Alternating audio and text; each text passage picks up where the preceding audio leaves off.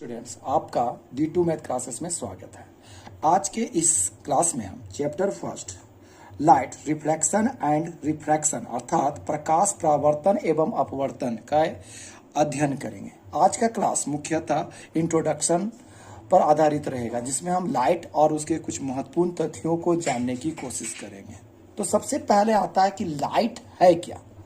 तो इसे समझने के लिए सबसे पहले ये जानना आवश्यक है कि हमें कब कोई वस्तु कब दिखाई पड़ता है, यानी हम देखने के लिए किस चीज की महत्वपूर्ण आवश्यक तत्व है जो हम किसी वस्तु को देख पाते हैं। तो जैसे कोई वस्तु को देखना है तो या तो वो वस्तु खुद लाइट इमिट करे या किसी वस्तु पर वो कोई लाइट क्या होता पड़े, जैसे टॉर्च का लाइट हो, बल्ब का लाइट हो, प्रकाशन का लाइट हो, ये उस पर पड़े और वो रिफ्लेक्ट होकर हमारे आंखों में प्रवेश करता है, तभी हम उसे वस्तु को क्या करते हैं, देख पाते हैं।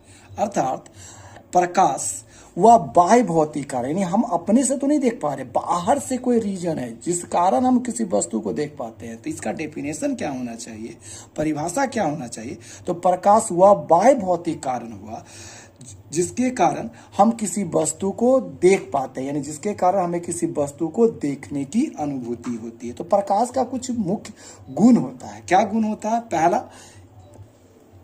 पहला देखिए तो ये क्या है, ऊर्जा का एक रूप है, यानी प्रकाश जो होता है ऊर्जा है, एनर्जी है, यानी एनर्जी का एक रूप है। दूसरा जो होगा, ये जो होता है हमेशा सीधी रेखा में, स्ट्रेट लाइन में क्या करता है, गमन करता है।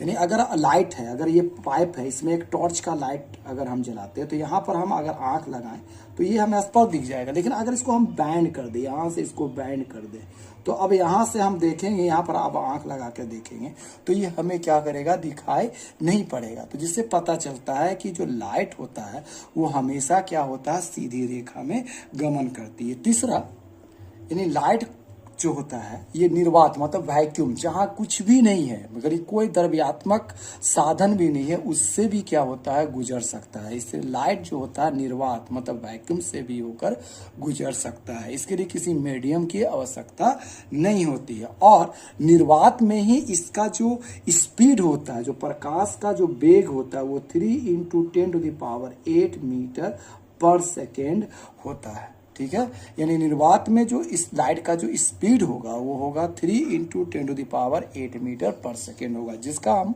उपयोग आगे न्यूमेरिकल बनाने में भी करेंगे, जो हमें याद रखना चाहिए। और इसका एक और महत्वपूर्ण गुण है, या एक क्या है, विद्युत चुंबकीय तरंग, यानी प्रकाश हम क्या बताएं, एक निर्वात से भी गुजर सकता है। यानी इसके लिए किसी भी द्रव्यात्मक माध्यम की आवश्यकता नहीं होती है, यानी बिना मीडियम के ही ये लाइट की आवश्यकता है, एक एंड से दूसरे एंड जा सकता है, इसलिए इसे हम विद्युत चुंबकीय तरंग भी कह सकते हैं। अब हम प्रकाश के परावर्तन यानी रिफ्लेक्शन ऑफ लाइट के बारे में जानें। तो रिफ्लेक्शन ऑफ लाइट है क्या, तो होता क्या है ना कि जब प्रकाश किसी चिकनी सतह या कह सके यदि किसी समतल दर्पण या दर्पण में पड़ती है तो अगर वो उसी माध्यम में क्या हो जाए, वापस बैंड कर जाए, यानी बाउंस बैक कर जाए, ठीक है ना, पढ़ने पर मतलब प्रकाश का परावर्तन क्या हुआ कि किसी प्रकाश का किसी चिकनी सतह या समतल दर्पण में पड़ने के बाद उसी माध्यम में, जैसे यहाँ से ये इंटर किया और फिर उसी माध्यम में क्या, दूसरे माध्यम में नहीं जा रहा है, वो सेम मीडियम में ही क्या हो रहा है, वापस लौट जाता है, तो उसे हम लोग क्या कहते हैं, प्रकाश का परावर्तन कहते हैं। यानी प्रकाश का परावर्तन का डेफिनेशन हम क्या लिखेंगे, प्रकाश का किसी समतल दर्पण या चिकनी सतह पर पड़ने के पश्चात उसी माध्यम, जैसे ये माध्यम में पहुंचा पड़ा और उसी माध्यम में क्या हो गया, लौट गया, तो उसे हम लोग क्या कहते हैं, प्रकाश का परावर्तन कहते हैं।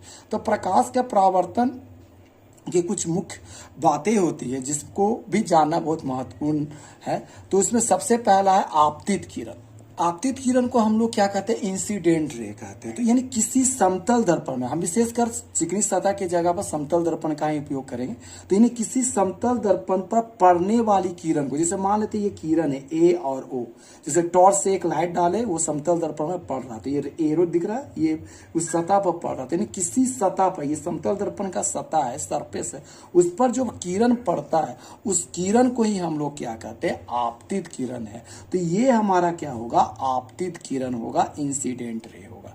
ठीक है, अब उसके बाद आता आपतन बिंदु क्या, तो ये किरण तो पड़ गया लेकिन कहाँ पड़ा है, जैसे इस समतल पार्ट है तो इस दर्पण पे इस जगह पे एक पॉइंट डाल रहे हैं, तो ये किरण जो गया ये पॉइंट पर गया, तो यानी समतल दर्पण यानी समतल दर्पण पर स्थित वह बिंदु, जैसे ये दर्पण है, ये किरण पड़ा तो किसी बिंदु पर तो पड़ा हुआ, जैसे पूरा सरफेस उसमें एक किरण यहाँ पर गिरा, तो समतल दर्पण पर स्थित वह बिंदु जहां पर आपतित किरण पड़ती है यानी जहां फॉल करता है, तो उस पॉइंट को, जैसे यहाँ पर ये जो पॉइंट ओ है, उस पॉइंट को ही हम लोग क्या कहते हैं, पॉइंट ऑफ इंसिडेंस अर्थात आपतन बिंदु कहते हैं। ये ओ हमारा जो होगा आपतन क्या होगा, बिंदु कहलाएगा।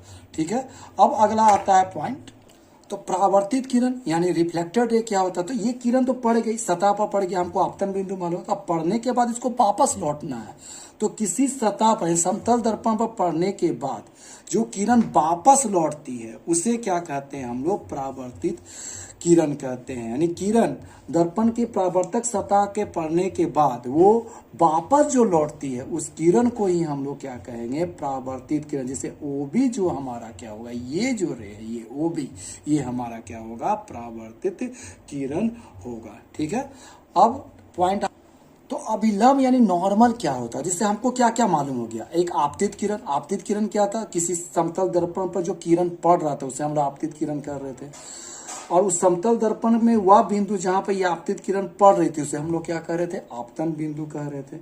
उसके बाद इस किरण से होकर पड़ने के बाद यानी समतल दर्पण पर गिरने के बाद जो किरण वापस लौटा उसे हम लोग क्या कह रहे थे, परावर्तित किरण करे। अब मेरा अभिलंब आता है जिसको हम लोग नॉर्मल कहते हैं, इस आपतल दर्पण पर जो लंब खींचते, जैसे मान लो इस पर लंब खींचे, यानी ये ऐसा जो ये इसके साथ क्या बनाता है, 90 डिग्री बनाता है, तो यानी आपतन बिंदु पर जो खींचा गया लंब है उससे ही हम लोग क्या कहते हैं, अभिलंब यानी नॉर्मल कहते हैं। ठीक है, अब आएगा उसके बाद आप यानी एंगल ऑफ इंसिडेंस क्या हुआ, आपतन कोण क्या, देखो तो होता क्या है, जो आपतित किरण जो इंसिडेंट रे और ये नॉर्मल है, यानी आपतित किरण और अभिलंब के बीच जो कोण बनता है उसे हम लोग क्या कहते हैं, आपतन का कोण कहते हैं। इसे हम लोग क्या कहते हैं, एंगल ऑफ इंसिडेंस। मतलब ये किससे लिखा था, आई से, इसलिए जनरली हम इसको क्या जैसे इंडिकेट करते हैं, आई से इंडिकेट करते हैं। तो आपतन कोण का डेफिनेशन क्या होगा, मतलब आपतित किरण और अभिलंब के बीच का जो कोण होता है उसे हम लोग क्या कहते हैं, आपतन का कोण कहते हैं। यानी angle between the incident ray and normal is called angle of incidence कहलाएगा। उसके बाद हमारा आएगा परावर्तन का कोण, जिसको हम लोग क्या कहते हैं, एंगल ऑफ रिफ्लेक्शन। तो एंगल ऑफ रिफ्लेक्शन जस्ट उसी प्रकार से डेफिनेशन देना है, यानी परावर्तित किरण अभिलंब के साथ जो कोण बनाता है उसे हम लोग क्या कहते हैं, परावर्तन का कोण यानी एंगल ऑफ रिफ्लेक्शन। तो रिफ्लेक्शन का क्या हो गया, फर्स्ट लेटर क्या, आर, इसलिए हम जनरली हम इसको क्या से इंडिकेट करते हैं, आर से इंडिकेट करते हैं।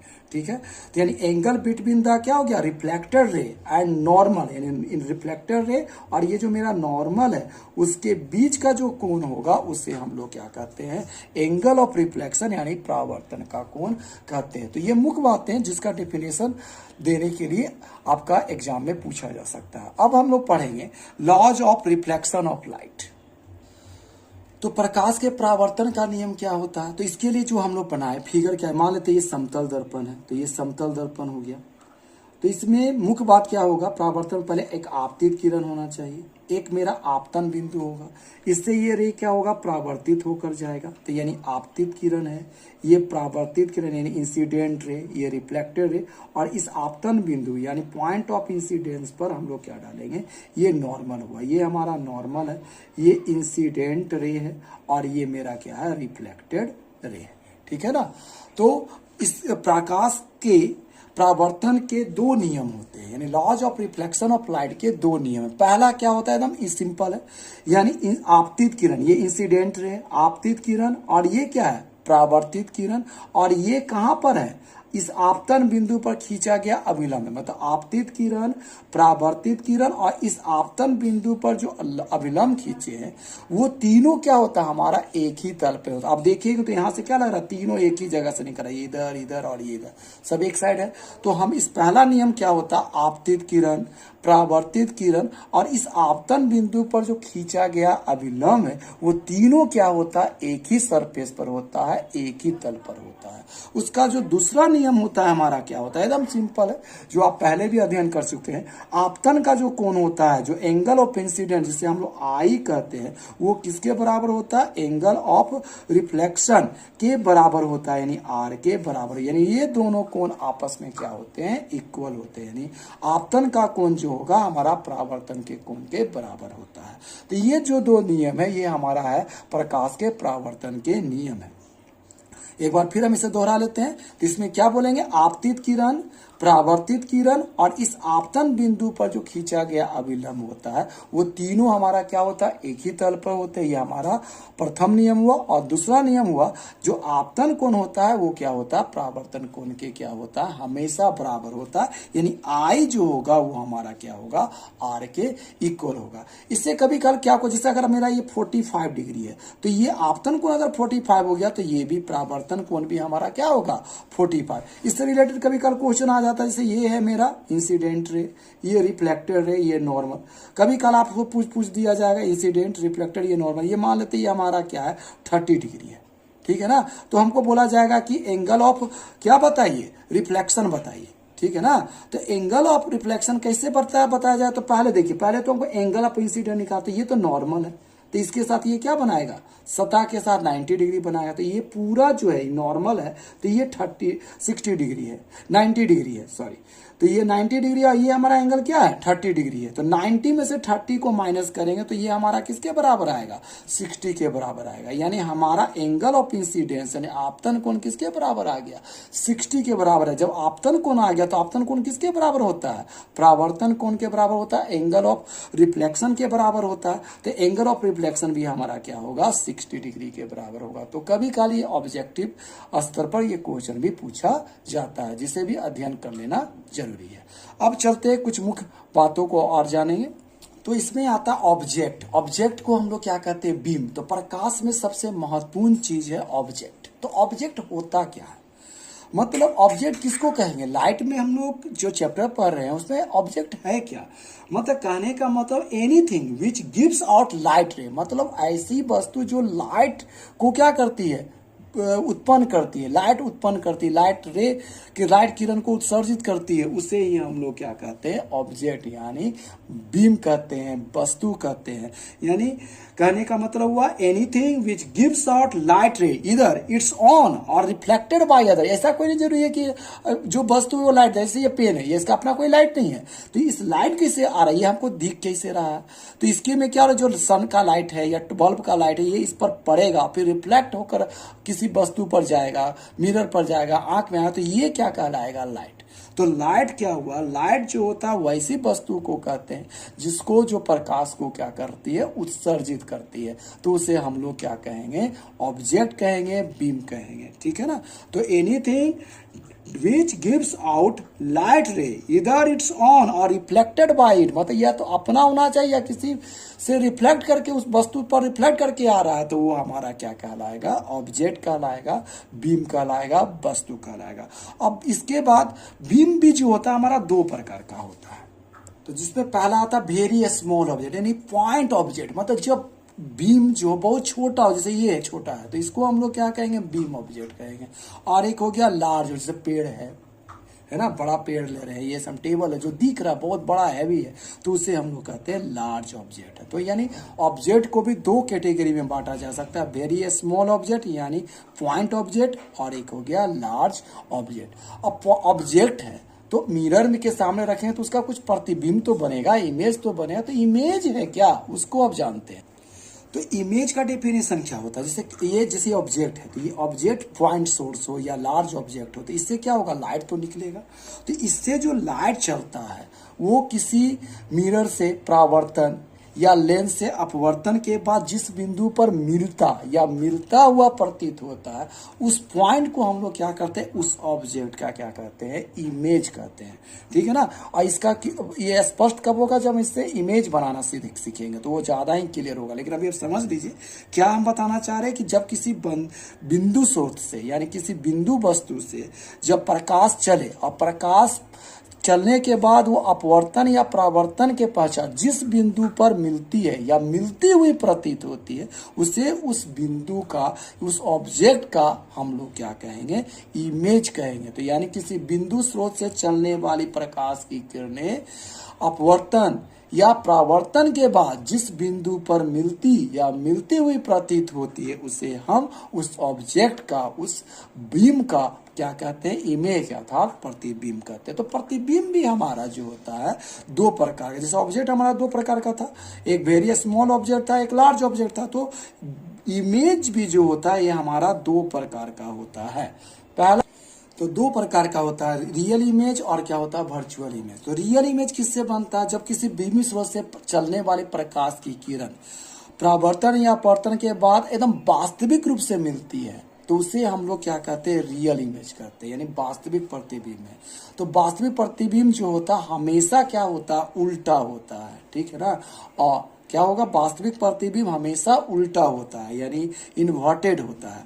जबकि वर्चुअल इमेज किसे कहते हैं, किसी बिंब से चलने वाली प्रकाश की किरण परावर्तन या अपवर्तन के बाद किसी बिंदु पर मिलती हुई प्रतीत है, स्पष्ट रूप से नहीं मिल रहा है, यानी मिलता हुआ अपीयर हो रहा है, लग रहा है कि मिलेगा यही जगह पर, तो उसको हम लोग क्या कहेंगे, वर्चुअल इमेज कहेंगे, आभासी इमेज कहेंगे, है ना। ये हमेशा इरेक्ट यानी सीधा होता है, ये हमेशा क्या होगा, उल्टा होता है, जबकि ये क्या होता है, सीधा इरेक्ट होता है, इन्वर्टेड होगा, और ये क्या होगा, इरेक्ट होगा। तो इसमें कुछ अंतर आता है, इसमें हमारा क्या आएगा, अंतर लिखने के लिए क्वेश्चन पूछा जाता है। तो रियल इमेज और वर्चुअल इमेज में अंतर स्पष्ट करें, बारी बारी से हम देखते हैं कि ये क्या अंतर है। सबसे मुख्य अंतर इसके डेफिनेशन से, जो रियल इमेज जो बनता है वो किरणों के बाद में कटान मतलब ऐसे कटेगा, एकदम एक चुअल रूप से कटा, ये जो कट रहा है यहीं पर किसी ऑब्जेक्ट का क्या बनेगा, इमेज बनेगा। तो यानी ये वास्तविक इमेज जो होता है किरणों के वास्तविक कटान से बनता है, लेकिन वर्चुअल इमेज जो होता है आभासी या काल्पनिक, इसको इस टाइप से ले रहे, देखिए डॉट डॉट डॉट लाइन से ले रहे हैं, ये कंटिन्यू लाइन नहीं है, एक डॉट डॉट लाइन लग रहा है कि यहाँ पर जाएगा। ये हम जब इमेज बनाएंगे तो आपको एकदम क्लियर हो जाएगा।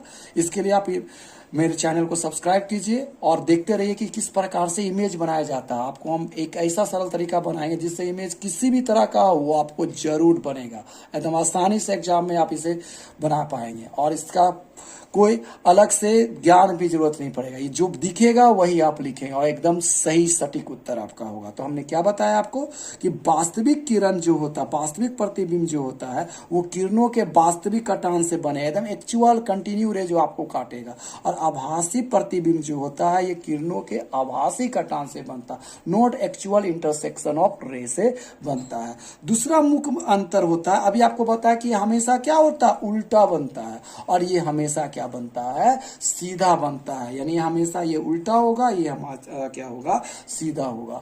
और इस तीसरा जो मुख्य अंतर होगा आपका, इसे पर्दे पर प्राप्त किया जा, इसका तीसरा मुख्य अंतर हुआ, इसे हम पर्दे पर प्राप्त कर सकते हैं, यानी स्क्रीन पर ऑब्टेन कर सकते हैं, ऐसे हम लोग पर्दे पर प्राप्त नहीं कर, कैन नॉट ऑब्टेन ऑन है स्क्रीन, मतलब स्क्रीन पर किसी सतह पर, जैसे हॉल में हम पिक्चर देखते हैं तो स्क्रीन में जो आता है, जो पिक्चर चलचित्र चलते रहता है, तो वो हमारा क्या होता है, पर्दे पर प्राप्त होता है। तो वो जो इमेज वो बना होता है वो रियल इमेज होता है, इसलिए हम उसको क्या करते हैं, सीधा देख पाते हैं, वो पैर के बल चलता हुआ दिखाई पड़ता है। लेकिन अगर उसी आभासी प्रतिबिंब को इस स्क्रीन पर उतारे तो वो सिर के बल चलता हुआ दिखेगा, हमें स्पष्ट दिख ही नहीं पाएंगे, हम कंफ्यूजन में रह जाएंगे, सब पिक्चर क्या हो जाएगा, गुलगोबर हो जाएगा, ठीक है।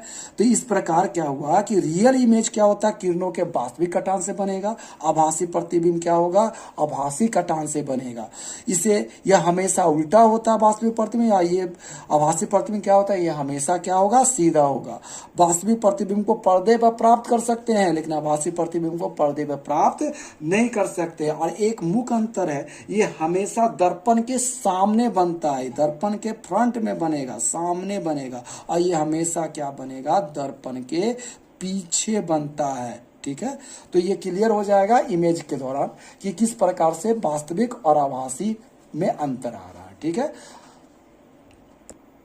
इसमें आता समतल दर्पण क्या है, समतल दर्पण का क्या विशेषता होता है, इस प्रकार के भी क्वेश्चन मैट्रिक में पूछे जाते हैं। तो समतल दर्पण क्या होता है, तो ऐसा दर्पण जिसका परावर्तक सतह, जहां से जो रिफ्लेक्टेड हो रहा है एकदम प्लेन होता है, समतल होता है, उससे हम लोग क्या कहते हैं, समतल दर्पण कहते हैं, ठीक है ना।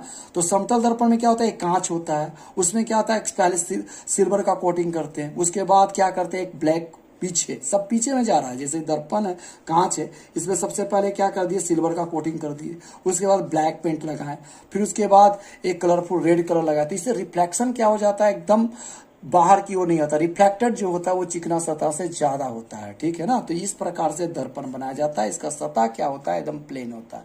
तो वैसा दर्पण जिसका परावर्तक सतह क्या होता है, एकदम समतल होता है, जहां से परावर्तित हो रहा है वो एकदम समतल होगा, प्लेन होगा, उससे हम लोग क्या कहते हैं, समतल दर्पण कहते हैं। जो हम अपने दैनिक जीवन में जो दर्पण यूज करते हैं, जिसे लुकिंग मिरर भी कहते हैं, वो हमारा क्या है, समतल दर्पण है। तो समतल दर्पण का कुछ मुख्य विशेषता होता है, कैरेक्टरिस्टिक्स होता है, वो हम जानते हैं। तो सबसे पहला मुख्य गुण है कि समतल दर्पण जो होता है वो हमेशा काल्पनिक और सीधा यानी वर्चुअल डायरेक्ट इमेज देता है, ठीक है ना। इसलिए हम इसको पर्दे पर क्या कर सकते हैं, प्राप्त नहीं कर सकते। यानी समतल दर्पण में आप देखते हो खड़ा होने, तो सिर के बल दिखते हैं कि पैर के बल दिखते हैं। तो जो हम लुकिंग घर में जो एक मिरर यूज करते हैं वो हमारा क्या होता है, एक्चुअल इमेज नहीं देता है, वो क्या देता है, एकदम सीधा दिखता है, जो जिस टाइप से उस टाइप से दिखता है। तो इसलिए ये क्या होता है, काल्पनिक और सीधा प्रतिबिंब देता है, जिसे हम पर्दे पर प्राप्त नहीं कर सकते हैं, ठीक है ना। और एक और मुख्य होता है, इसमें जो आकार होता है, यानी प्रतिबिंब का जो आकार होता है वो वस्तु के आकार का होता है। ऐसा नहीं कि लंबा आदमी नाटा दिखता है, नाटा आदमी मोटा दिखता है, ऐसा कुछ नहीं होता है। यानी जो एक्चुअल जो हाइट होता है, उसी प्रकार का एक्चुअल जो थिकनेस होता है, मोटाई होता है, उसी आधार पर वो दिखता है। यानी समतल दर्पण का दो मुख्य गुण क्या दिख रहा है, काल्पनिक सीधा प्रतिबिंब देगा, जिसके कारण से हम पर्दे पर प्राप्त नहीं कर सकते। दूसरा, जो प्रतिबिंब बनेगा वो वस्तु के समान आकार का होता है। और थर्ड क्या होता है, थर्ड जो मुख्य बात है, जो हम लोग गौर भी करते हैं, प्रतिबिंब जो होता है दर्पण के पीछे उतना ही दूरी पर बनता है जितना बिंब जो होता है, वस्तु जो होता है वो वस्तु के आगे होता है। अगर आप ऐनक के सामने हैं, अगर आप उसके आगे जाते हैं तो वो भी प्रतिबिंब क्या होता है, वो भी आगे आता है। दूर हटते हैं तो वो भी क्या होता है, दूर हटता है। तो ऐसा नहीं कि 2 गुना हट जाता है, 3 गुना हट जाता है।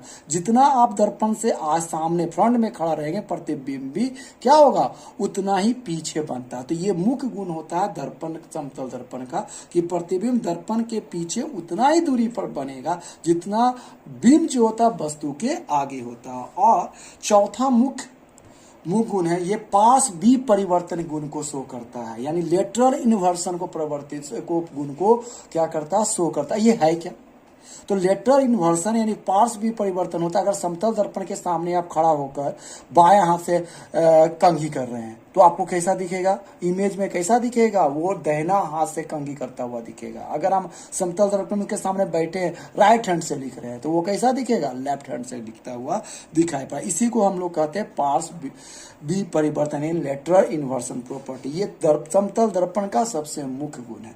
तो ये जो थे समतल दर्पण के कैरेक्टरिस्टिक जो हमारे परीक्षा के दृष्टिकोण से पूछे जा सकते हैं। अब हम अगले कड़ी में क्या पढ़ेंगे, गोलीय दर्पण के बारे में अध्ययन करेंगे, ठीक है। आशा करता हूँ ये वीडियो आपको अच्छा लगा हो, ज्ञानवर्धक हो।